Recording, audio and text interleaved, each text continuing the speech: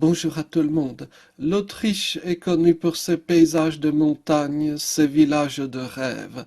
L'un d'entre eux est réputé dans le monde entier. C'est Hallstatt, non loin de Salzbourg, au fond d'une vallée, au bord d'un lac, avec un clocher élancé. Que vouloir de plus?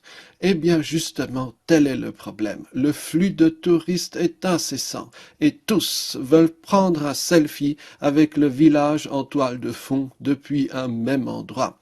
Et pire, face à l'afflux incessant de visiteurs éclairs dans le petit village, les autorités ont opté pour la manière forte, dresser une barrière anti-selfie aux endroits stratégiques. Il s'agit sans doute d'une première mondiale. Et ce qui devait arriver arriva. Non seulement les photographes en herbe ont trouvé des astuces pour contourner puis démolir la barrière anti-selfie, mais celle-ci a donné un coup de publicité supplémentaire au village, attirant encore plus de visiteurs et le plaçant au premier rang des phénomènes de réseaux sociaux.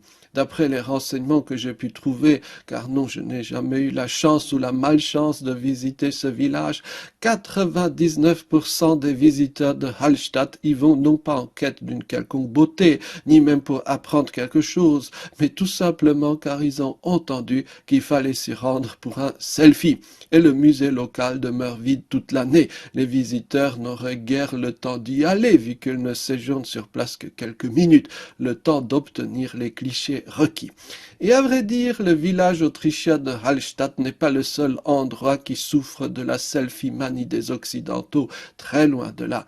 Empêcher les gens de prendre des selfies toujours au même endroit fait par exemple partie des priorités du gouvernement néo-zélandais, peut-être d'autres encore. Les méthodes les plus ingénieuses ont été tentées, entre usage de l'humour, incitation financière, contraintes diverses, rien n'y a fait.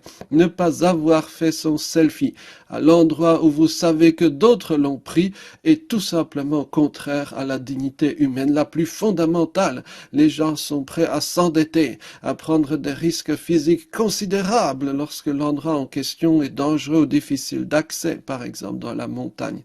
Bien entendu, dans le petit monde de l'autisme, on peut avoir un rire, on peut se demander pourquoi donc les gens dits normaux éprouvent un si irrépressible besoin de premièrement singer les autres, deuxièmement occulter une partie d'un paysage qu'ils jugent beau par eux-mêmes, et lorsqu'ils prennent des photos, troisièmement bien sûr être vus au centre de l'image. Difficile de savoir qui doit être guéri ou pas, et de quelle pathologie. Naguère, lorsqu'on faisait au début de sa vie d'adulte ce qu'on appelait le grand tour, à savoir 1 an, 2 ans, d'errance à travers l'Europe, on conservait des images, des monuments, des églises, des panoramas. Aujourd'hui, on collectionne des images de soi-même. L'idée même d'une transcendance, de quelque chose qui puisse nous dépasser, cela est nié au profit de la religion du Dieu moi. Toutefois, plutôt que de rire ou de condamner, il y a une leçon plus intéressante à en tirer. Ne croyons pas que nécessairement notre époque soit plus bête que toutes les précédentes.